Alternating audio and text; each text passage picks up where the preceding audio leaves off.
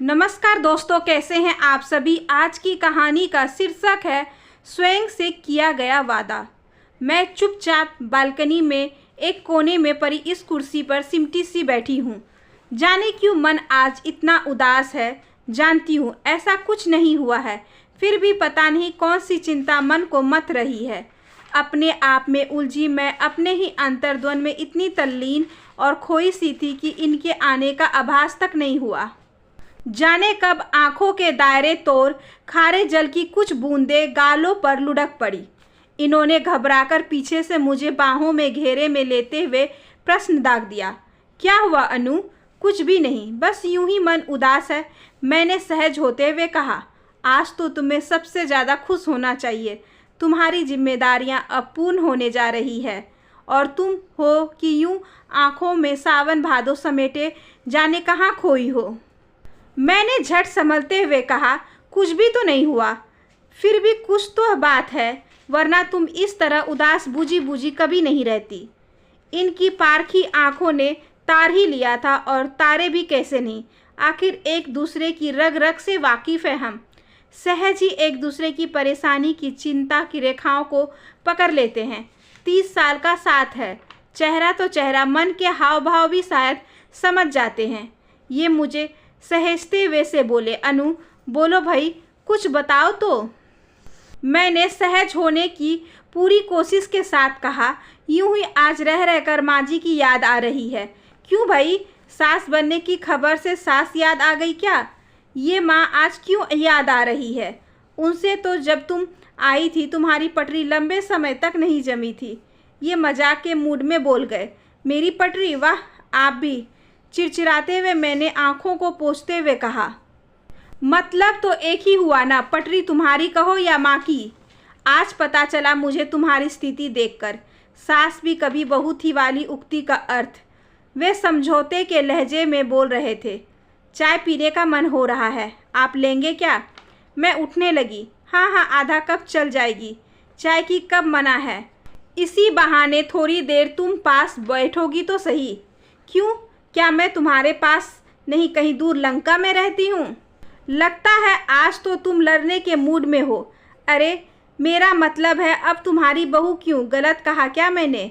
ये हमेशा हल्के फुल्के मूड में ही बात करते हैं। शाम का अखबार फैलाकर बैठ गए। चाय का प्याला पकड़े पकड़े मैं फिर गुमसुम हो गई। उन्होंने फिर टोका था, प्लीज़ अनु कुछ तो बात है, बताओ भी। सच बताने लायक कोई बात नहीं। मैं मुस्कुरा उठी, कुछ तो ज़रूर है। ये मृग नैनी आंखें क्या यूं ही सजल हो रही है। ये दुलारते हुए बोल रहे थे। इस स्नेह भरे संवाद ने मुझे और रुआंसा कर डाला, पर बताने जैसी कोई बात थी भी कहाँ। क्या बताते कि अभिनव की पसंद मुझे नापसंद है, ठीक उसी तरह जैसे 30 साल पहले माँ जी ने मुझे नापसंद करार दिया था। तभी फ़ोन की घंटी बजी और ये उठकर चले गए। मैंने राहत की सांस ली, चलो सच उगलने से बची, वरना ये तो मेरे अंदर के चोर को जरूर पकड़ लेते। पर यह चोर कब मेरे मन में प्रवेश कर गया मैं नहीं जानती। हाँ, जब से अंदर है दिलो दिमाग में एक खलबली सी मची हुई है। एक शीत युद्ध चल रहा है मेरे ही साथ। आज पहली बार मुझे भी लग रहा है मेरा अस्तित्व अब खतरे में है। तो क्या ऐसा ही माँ जी को भी लगा होगा जब प्रियेश ने मुझसे ब्याह करने की इच्छा माँ जी को बताई होगी। बहू का आना क्या हर सास के मन में ऐसा ही कोई अंतर्द्वंद शुरू कर देता होगा। मन की इस उठापटक को तो मैं प्रियेश के साथ भी शेयर नहीं कर सकती। पता नहीं क्या सोचेंगे मेरे बारे में।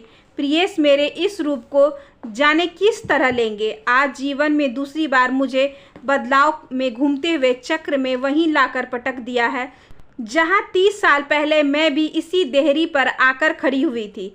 मेरे कदम देहरी के बाहर ही थे और मैंने महसूस कर लिया था कि देहरी के अंदर जमे हुए पैर मेरा और मेरे आगमन का उस तरह स्वागत नहीं कर रहे हैं जैसी मेरी अपेक्षाएं थी। बाहर मैं थी, अंदर माँ जी, जिनके हाथ में आरती की थाली जरूर थी, पर बढ़ती उम्र के झुर्राते से चेहरे पर एक तमतमाया सा मौन था और आंखों में मुझे तौलती तपती सी आभा थी। जाने क्या था उन आंखों के तेज में जो मुझे ईर्ष्या की तरह लगी थी। मैं मन ही मन कुछ कुछ डरी हुई सी थी और जाने कैसा व्यवहार करेगी वो मेरे साथ। सतरंगी सपनों का हिडोला उनके सामने आते ही रुक गया था, पर मन का कोई कोना आश्वस्त भी था कि प्रियेश मुझे पसंद करते हैं, असीम प्यार करते हैं। माँ जी करे या ना करे क्या फ़र्क पड़ता है, पर बाद में महसूस हुआ कि एक छत के नीचे हर रिश्ते की अहमियत है और रिश्ते को निभाने से बहुत फ़र्क पड़ता है। सुबह शाम छोड़ दो तो दिन के शेष समय को उन्हीं के साथ गुजारना होता है। ब्याह के 5 सालों तक माँ जी और मैं अलगाव के 2 किनारों पर ही थे।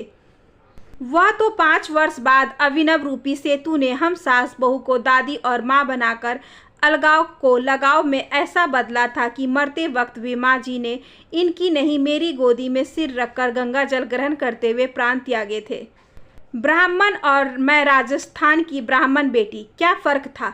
केवल प्रांत का, केवल भाषा का, रीति रिवाजों और खान पान का, केवल सांस्कृतिक भेद ही तो थी, तो दोनों एक ही जाति की ब्राह्मण कुलों में जन्मी थी। पर माँ जी कुछ यूँ व्यवहार करती थी मानो अछूत कन्या उनके घर आ गई हो और वे अबरा हो गई हो। अलग पकाना, अलग पूजा पाठ, उनका इस तरह का व्यवहार मुझे अंदर ही अंदर तोड़ देता था, एक हीनता का बोध करवाता था। तब हमेशा लगता माँ जी गलत है, पर आज लग रहा है वे गलत नहीं, वह उनकी उथल पुथल होती मनस्थिति का ही परिणाम रहा होगा। ऐसा ही तो मैं भी सोच रही हूँ अभिनव की पसंद को लेकर। लड़की आईआईटी है, अभिनव के साथ पढ़ी, उच्च शिक्षित है, पर मेरे अंदर उनकी शिक्षा अभिनव की पसंद के बावजूद कुछ ऐसा अलग सा पक रहा है जो मुझे ही द्वंद्व में डाल रहा है। मैं और माँ जी तो केवल प्रांत के अंतर से ही बटे थे, पर सुकन्या तो जाति और धर्म से भी अलग है। कैसे हम उसके साथ निभा पाएंगे? आज सुकन्या को मैं उसी अलगाव के दूसरे किनारे पर देख रही हूँ। मैं शुद्ध भारत परंपराओं की कायल हूँ। कायदे, मान मर्यादा, संस्कार अभी कुछ मेरे निर्धारित मानदंडों पर चलते हैं। बड़ों के चरण स्पर्श को दुनिया का सबसे अच्छा अभिवादन मानने वाली मेरी संस्कृति में सुकन्या का हेलो आंटी, हाय अंकल कहाँ समायोजित हो पाएगा? एक तीखी चुभन सी उठी भीतर। मन लगातार उलझता ही जा रहा है। सुकन्या को बदलना पड़ेगा, स्वयं को, ऐसे नहीं चलेगा। मैं बुदबुदा उठी। क्या हुआ मम्मी? अभिनव ने पीछे से आकर गले में बाहें डालते हुए मेरे गाल से गाल सटाकर प्यार करते हुए पूछा। कुछ नहीं रे, बस यूं ही, मैंने उसका गाल थपथपाते हुए कहा। नाराज हो आप? उसकी आवाज़ में भय की झलक थी। नहीं तो सहज होने का मेरा प्रयास व्यर्थ गया। मम्मी, जब से आप सुकन्या से मिली हैं आप चुप हैं, उदास हैं, पसंद नहीं आई क्या? वह गंभीर लहजे में बोल रहा था। ऐसा कुछ नहीं है। मैं उठकर अपने कमरे में आ गई थी। मैं अभिनव के प्रश्नों से बचना चाहती थी। जानती हूँ इन दिनों वह नए जीवन के ख्वाबों की दुनिया में तैरता रहता है। मैं नहीं चाहती कि वह दुखी हो, उसका दिल टूटे, उस पर अपने कमज़ोर होते पुरातनपंथी मन की झलक भी ना पड़े। यही सोचकर उठ गई थी मैं बैल्कनी से, पर वह मेरे पीछे पीछे मेरे कमरे में चला आया। You know mamma, Sukanya is very intelligent, I know very well. मैंने मुस्कुराते हुए सहज होने की कोशिश की। She is very sweet. वह वहीं मेरे पलंग पर लेट गया और शायद भविष्य के सुनहरे सपनों में खो गया। उसे झपकी आ गई। मैंने चादर उठाकर उसके बालों में हाथ फेरा तो नज़रों के सामने नन्हा सा अभिनव आ गया। यादों का छोटा सा एल्बम। फिर मन में खुल बचपन रिवर्स होती फिल्म की तरह मेरे सामने खुल गया। एक एक घटना, एक एक बात मेरे स्मृति पटल पर उभरती जा रही थी। उसके चेहरे पर नजरें गई तो लगा जैसे वह आज भी उतना ही मासूम है। मैंने उसके माथे को चूम लिया। क्या इसकी इच्छा के लिए मैं स्वयं को नहीं बदल सकती? पर मैं ही क्यों बदलूं हर बार? पहले माँ जी के लिए, अब बहू के लिए। मैं और सुकन्या, सुकन्या और मैं और माँ जी और मैं। लगातार यह चक्र मेरे दिलो दिमाग पर मंडराने लगा।